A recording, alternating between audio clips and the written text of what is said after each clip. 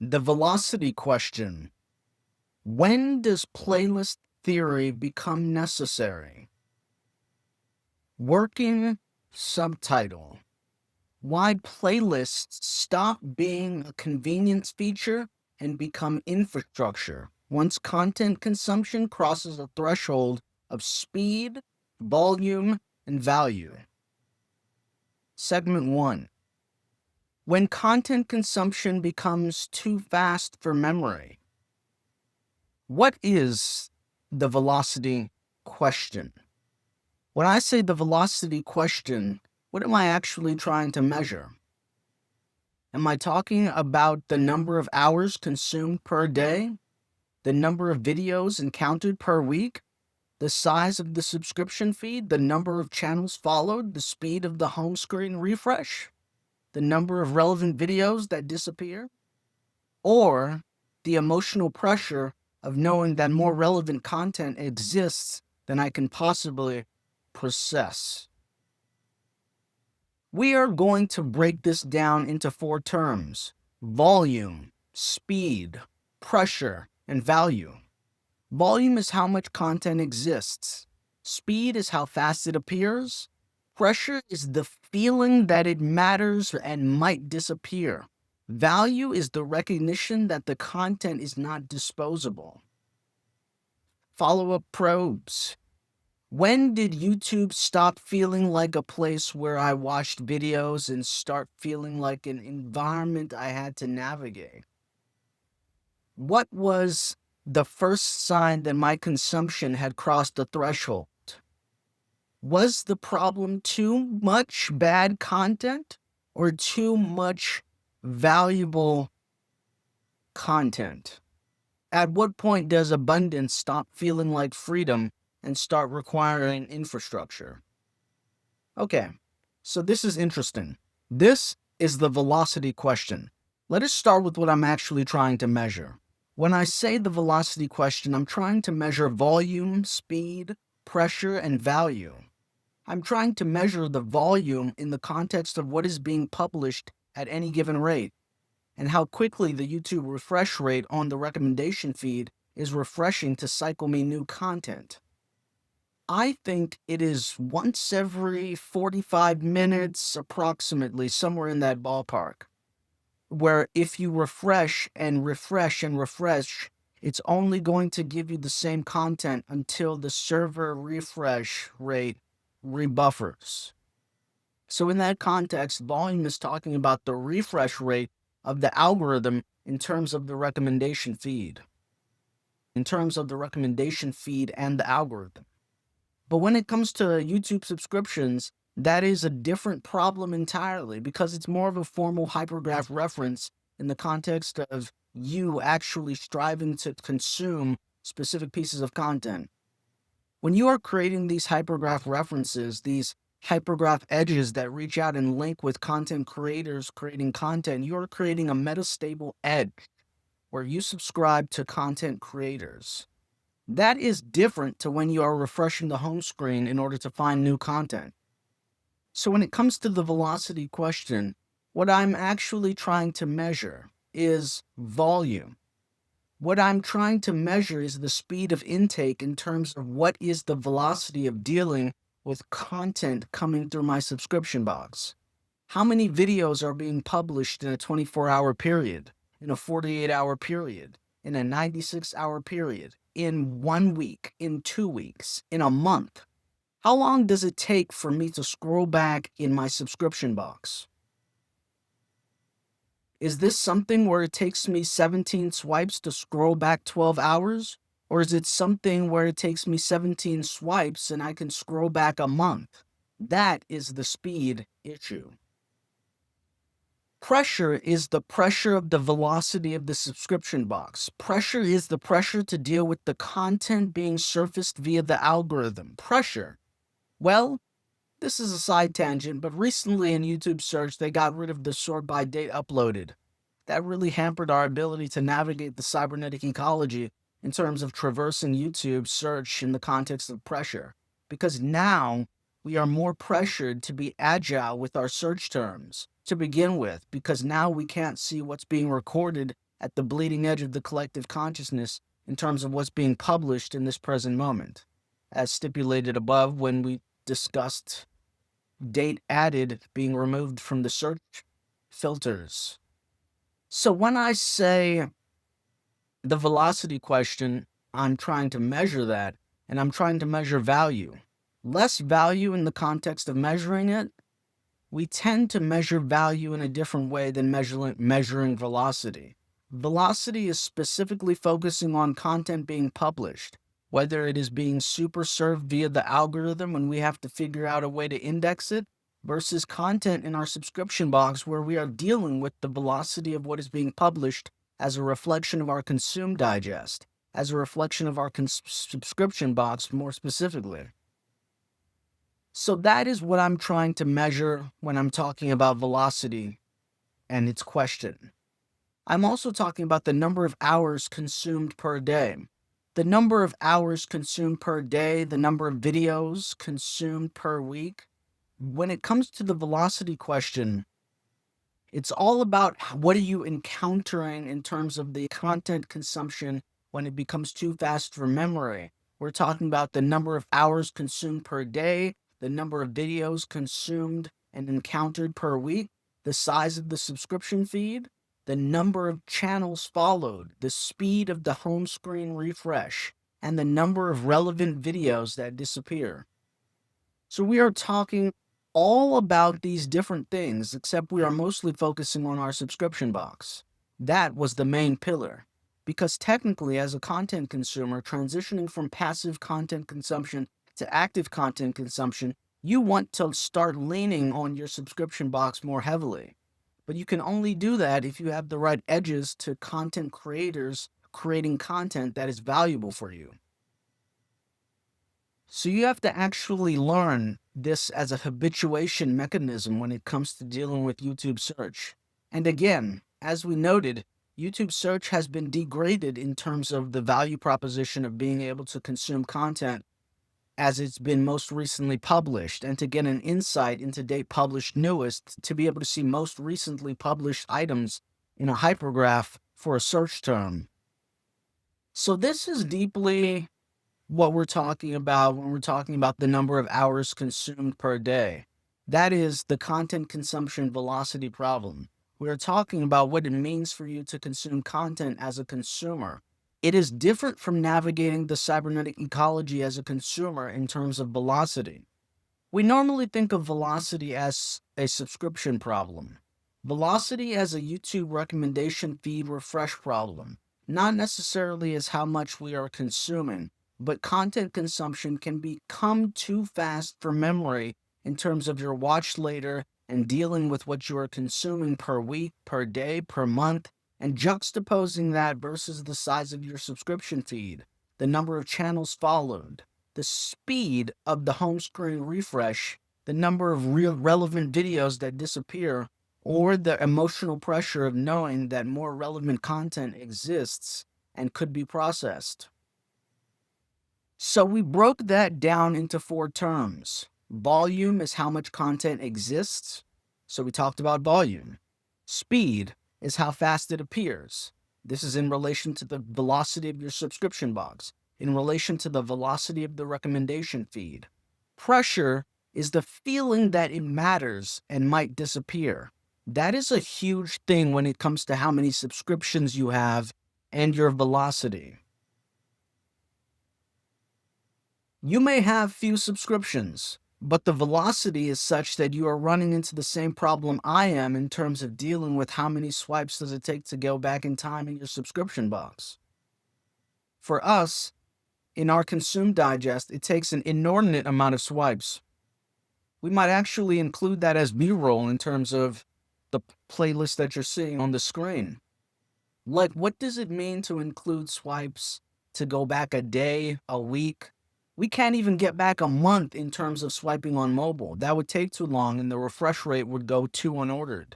But that is the pressure that it feels like when it feels like we're trying to figure out if content might disappear, whether it might leave us in terms of the content that's playing out in terms of our subscription box.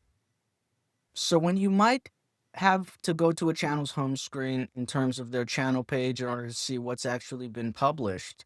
That is the luxury to be able to do at my level of consumption, right?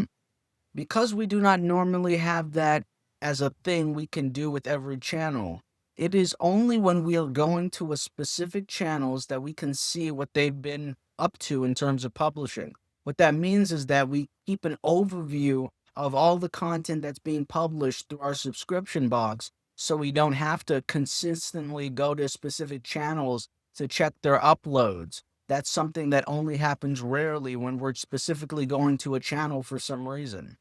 So that pressure builds in terms of whether or not we can segment our content digest in the form of an ASAP quick pick, in the form of a category specific quick pick, in order to use technique to define the velocity question. And value is the recognition that the content is not disposable. Certain videos are more useful for me in the present moment, and certain videos I want to watch in the present moment, but I know they will probably never get to them. So I am including that as a hypergraph reference in the form of a playlist entry so that I can possibly go back to it without having to dive through a YouTube search. So this is what it means when dealing with value, because you have to create a value proposition, a value recognition when it comes to a signpost for dealing with the value problem in the velocity question. So when does YouTube stop feeling like a place where I watch videos and starts feeling like an environment I had to navigate? When did that happen? YouTube stopped feeling like a place where I watched videos and had to become an environment that I had to navigate around 2017, 2018, 2019, when I came across, when I came into my own as a content curator. This was with the velocity problem, and I associated it with maybe 1,000 subscriptions, maybe 800, maybe 500 subscriptions. When I went on a content blitz to include more politics related culture commentary in my subscription box, politics content had a higher velocity rate than many other niches. So in this context, it felt like I had to start navigating the environment more intentionally. Otherwise, I might miss some of my esoteric content that was being published. I might miss some more obscure content being published in terms of typology and Jungian psychological content, different natural science and social science anchors. This was a part of a fear set for me, trying to figure out, like, hey, I don't want the velocity to make it so that just because I'm consuming politics, it's reducing my ability to consume all of these other categories, especially the dead and decaying gaming channels from my Call of Duty consume digest era. So that was the first sign my consumption had hit a threshold. It was when I reached so many subscriptions that it took me forever to scroll back into my subscription box. That was the first sign for me. When I knew that if I did not honestly check my subscription box every 48 hours, that I would have to scroll back long enough that it would be so tedious for me to scroll back that I would not want to scroll back and I would lose access to that content. In order to deal with that, I learned to index my subscription box based on what was being published so that I could refine it. That is the main pivot point in terms of what crossed the threshold. Next question. So, was the problem too much bad content or too valuable of content? I want to say that it was too much valuable content. If it was bad content, I would have tweaked my algorithm or offloaded subscriptions. At what point does abundance stop feeling like freedom and start requiring infrastructure? Well, there are so many different answers to this question. For me, the answer to that question is that it related to the subscription box. The most powerful thing that you have on YouTube is your subscription box. Full stop.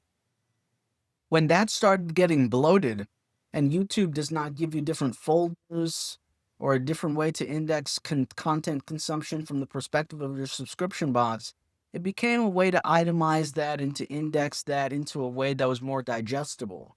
Period. Next question. What is the difference between a casual consumer, a passive consumer, and a super user? How should I distinguish between a casual viewer, a passive content consumer, and a high volume super user? A casual viewer may not need playlist theory yet because their content consumption has not created enough friction. A passive consumer may consume a lot, but is still rooted almost entirely by the algorithm. The super user may consume enormous amounts of YouTube content, but still remain structurally passive if they have no system for preserving content. So, what actually makes someone CC0? It can't simply be low consumption. A person can be CC0 while watching very little YouTube, and a person can be CC0 while also watching enormous amounts of YouTube. The key distinction is whether their consumption has been reorganized through the playlist lens. This is interesting. This is an interesting question. What is the difference between a casual consumer, a passive consumer, and a super user? Follow-up probes. What does passive consumption look like for a low-volume viewer? Passive consumption looks like swiping on YouTube Shorts. That is what passive consumption looks like for a low-volume viewer.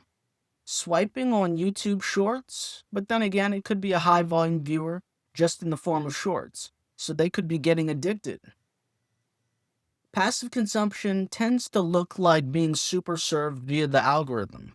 They do not have many subscriptions. They rely primarily on the algorithm to serve them content that they think is most relevant to their disposition because that is how they've been trained. What does passive content consumption look like for the high volume viewer? Passive consumption looks like doom scrolling, endless doom scrolling on YouTube Shorts and the recommendation feed, and vociferously consuming content. I'm talking about endless content consumption that makes them a super user. That makes them have a hypergraph edge to connect into the content sphere. Meaning, in order to become aware of as an aggregator, the YouTube algorithm had to have super served you content and created an edge and a link between myself as an aggregator and you as a content consumer, meaning that you have been placed within 1 degree of separation. That inherently implies that someone is a super user on YouTube in terms of the amount of video watched that they have plugged into as a result of your YouTube forwarding them my content. Does that make sense? If YouTube giving you my content, you're probably a super user. What does passive content consumption look like for a high volume viewer? Okay, yeah, it could be just being super served via the algorithm, not using YouTube search, not having many subscriptions, using your using your watch later as a synthetic watch history playlist, having an overcrowded watch later playlist. Now listen, can someone be intelligent, obsessive, and pattern seeking while still being CC0? Yes, they can be intelligent, obsessive, and pattern seeking while still being CC0 because CC0 simply means that they have no idea about what as an aggregator is or what it does and how to find playlists on our playlist archive channel. Once they have made a conscious judgment as to whether or not we are willing to, once they have made a conscious judgment as to whether or not they are willing to consume playlists from Mr. Pollock A90, that automatically transforms them into CC1A or CC1B, even if the idea is negative in their mind. Like, oh, I know of as an aggregator, I know of content curators now, but I still do not have a reason to consume content through their lens or through their packaging schema. That would still be CC1A because CC0 just means they have no touch points in terms of brand awareness or insight. So CC0 does not just make them a passive consumer or a casual consumer. It means that they do not understand the value proposition of as an aggregator versus a super user in terms of someone that spends a lot of time on YouTube. We're talking like 3 hours a day, 90 minutes per day, 10 and a half hours per week, something in that ballpark, where it's not just in the background as pink noise, blue noise, green noise, orange noise, some type of noise, versus leaving on train footage from different train cars, watching scenescapes. That is what increased my watch time as a result of leaving Rail Cowgirl on in the background. That is a powerful 4K car transit scenery channel that is very peaceful to leave on in the background. Next question. What does a YouTube super user understand that a casual viewer does not? A YouTube super user is someone that still understands. A YouTube super user that is still CC0 understands where they are at in terms of the cybernetic ecology, or they are just consuming vociferously. So they could be a super user that uses YouTube Shorts that makes them in many respects still a passive content consumer because they're only using YouTube Shorts. But they may go deeper into comment sections. They may go deeper into following hypergraph links, hypergraph edges. They may subscribe to content. They may understand how to influence their algorithm.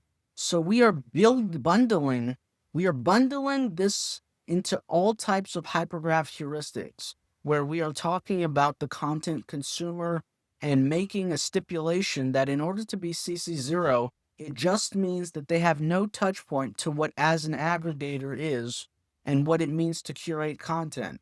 If they are already using playlist technique, then they can be elevated to CC1B in their own right.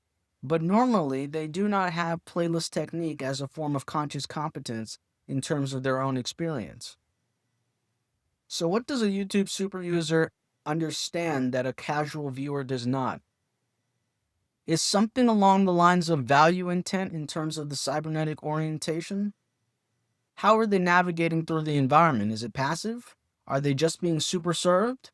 Or are they actually going the extra length to understand how search works, to understand how the algorithm works, to be able to tweak algorithms in a positive, negative, and neutral manner, to the extent that there is a neutral manner?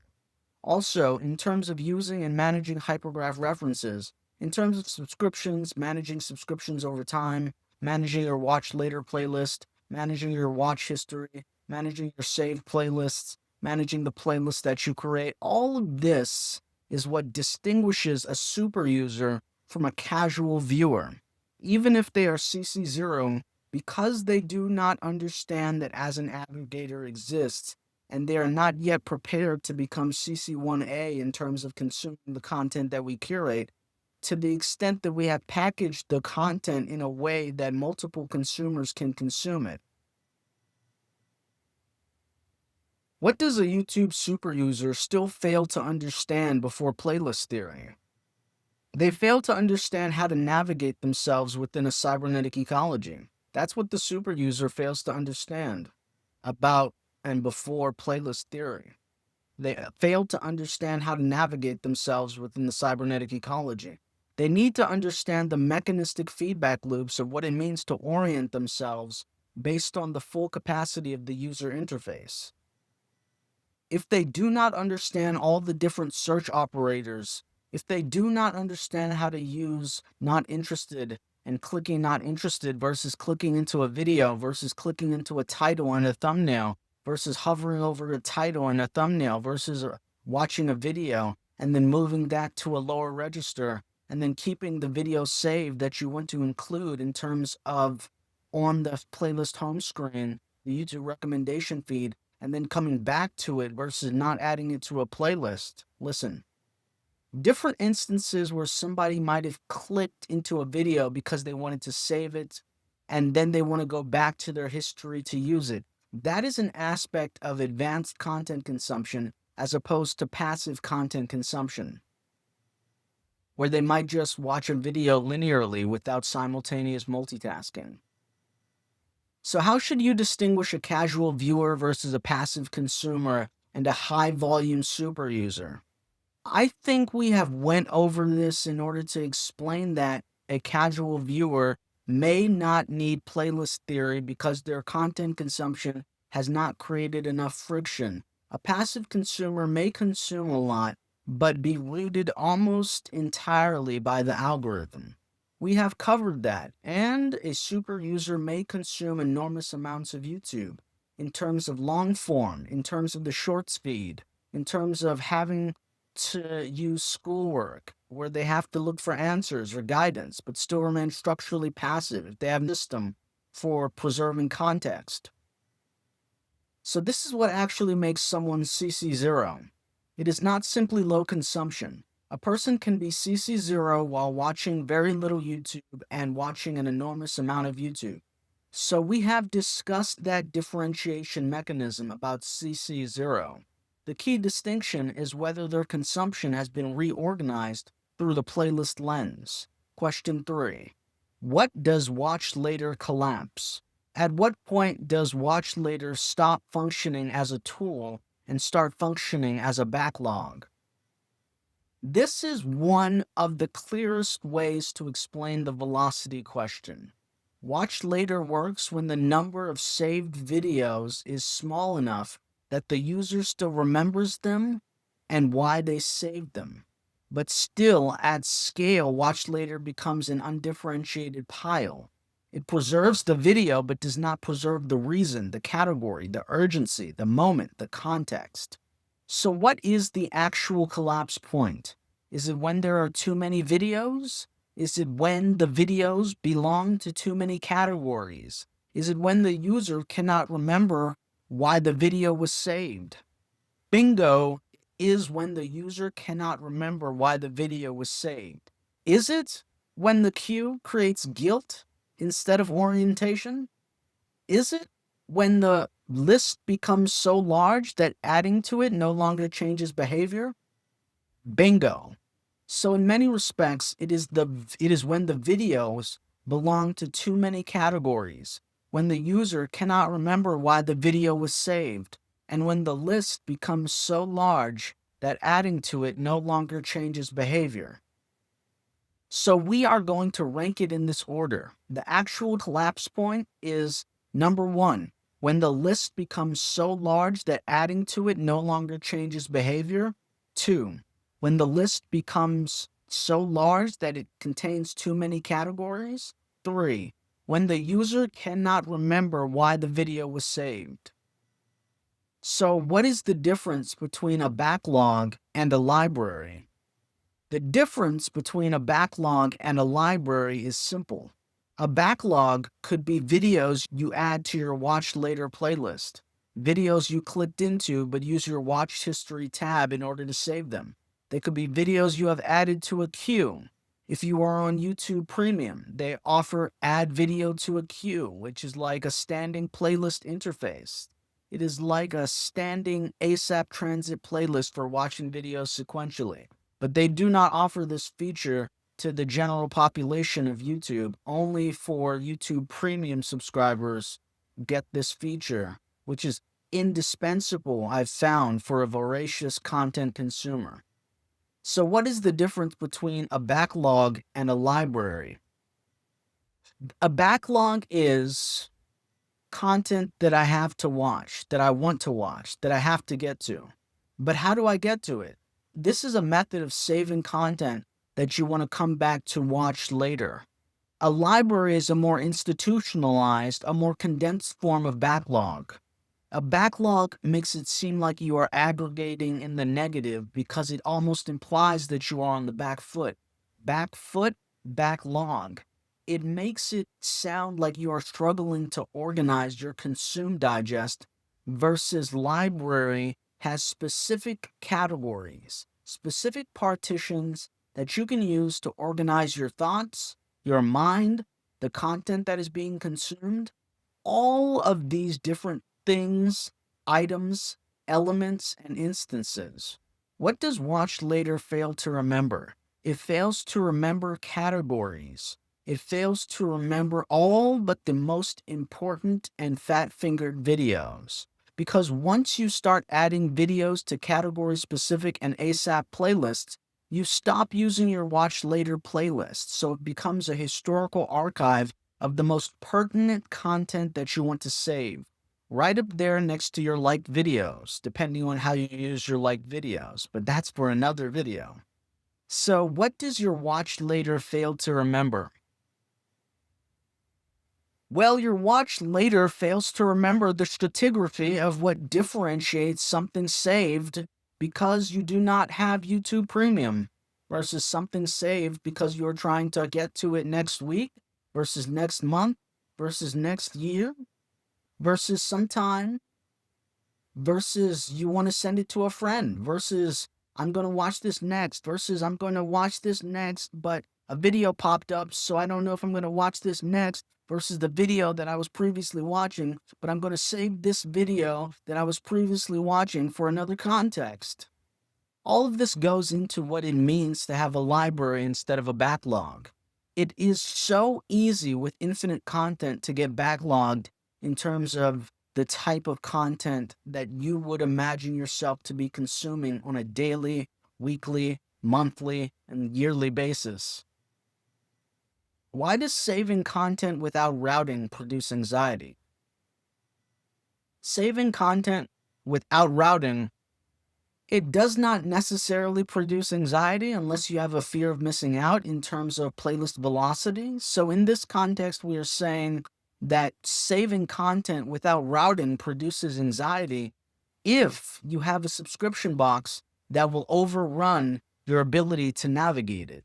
But outside of that, it is not necessarily going to produce anxiety if you are just a passive content consumer and you are just using it habitually.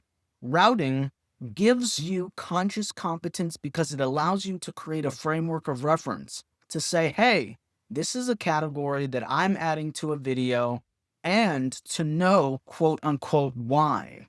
Because remember, it starts with the title. So just the act of naming what title this video is an act of conscious competence. Because you have a thing, an instance, an awareness of where and to what instance this linguistic invocation is relevant for you to go back to. You can always change a title after the fact, but I like to really drill down on my intent so I can keep my bucket structurally coherent in the context of creating and routing content, so that I do not have to deal with the anxiety of fear of loss. So I do not have to worry about, hey, what was I actually up to last year? What was I up to 3 years ago? And to be able to transition and transmit the cultural scaffolding that is the content you have consumed historically. In case you want to pass that on to descendants, or you want to use it with a machine learning algorithm to better understand how to influence your algorithm, or how to influence your consumption habits and patterns, to find the most interesting and useful content that you can use as an individual. What happens when every video is treated as equally later? This goes back to the difference between a backlog and a library. When each video is treated as equally later in your watch later, then it flattens the category of your library into a backlog instead of a library. Each video is equally weighted as later. So it becomes a thing where we're talking about watch later. Is it when later? Is it where later? Is it after this video? Is it actually right now because this video is better than that video? But yet I'm still watching this video, so I need to backlog this video in terms of watch later because I'm clicking into another video versus I would have watched this video a week ago. I forgot that it was there just a week ago because I do not search through my watch later playlist. I'm just using it as a backlog instead of as a library. It is about navigation. It is about orientation. It is about intent. That is what happens when every video is treated equally as later. What does playlist theory preserve that watch later cannot preserve? Playlist theory preserves the idea that conscious competence comes with closing the gap between being a content consumer and being a content curator. Meaning, when you start titling videos When you start creating playlists, it is a form of content curation that is adjacent to content creation because you are interacting and you are changing how you are interacting with the YouTube cybernetic interface, the cybernetic ecology, the YouTube cybernetic interface, the user interface specifically, because you have to create a title. From the moment you start creating titles, categories, buckets, and folders, that changes how you preserve your watch history.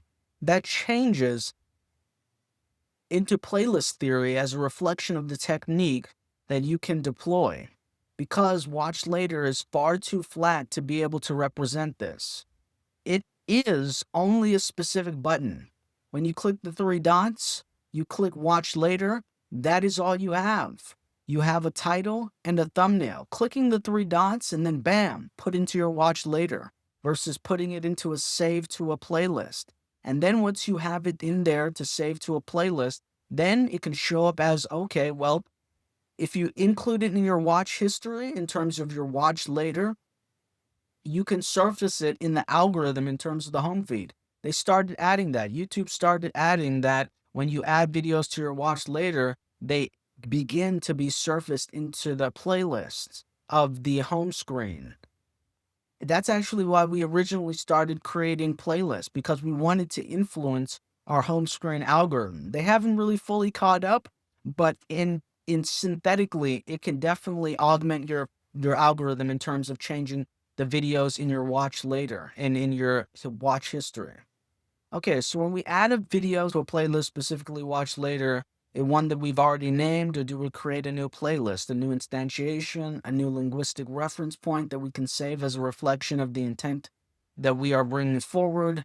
So this is what playlist theory preserves that watch later cannot preserve. It cannot preserve the linearity of high, medium, low. It cannot preserve the linearity of long memory. It cannot preserve the linearity of being able to scroll through the watch later feed when you have a few thousand videos in there. Once a playlist is over 400 to 600 videos, it becomes hard to navigate on mobile. It becomes hard to navigate unless you are on desktop or on a tablet.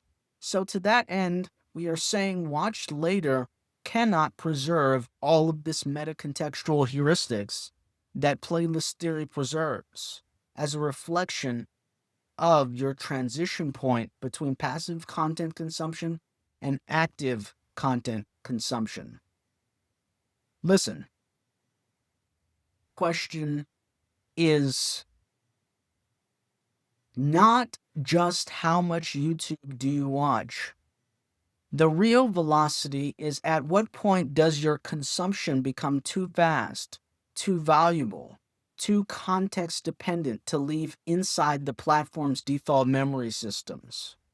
The real question is at what point does your consumption become too fast, too valuable, and too context dependent to leave inside the platform's default memory systems. Your watched later playlist, your liked videos, your watched history, these are the default memory systems. Below that threshold, playlists look like convenience. Above that threshold, playlists become infrastructure. So that is the segment one landing. The velocity question is not just how much YouTube do you watch. The real question is at what point does your consumption become too fast, too valuable, and too context dependent to leave inside the platform's default memory systems. Beyond that threshold, playlist looks like convenience. Above that threshold, playlists become infrastructure. Period. If you stayed with us till the end of this video, thank you for consuming, and what you're watching on your screen now is a culture commentary quick pick specifically from Crypto 2. So this belongs to a second iteration of our category-specific playlist in our cryptocurrency series, focusing on blockchain technologies and primarily Bitcoin, but we do offer space for other techniques in the crypto space. This is culture commentary related to it in terms of content from years past. Thank you for consuming. Until next time.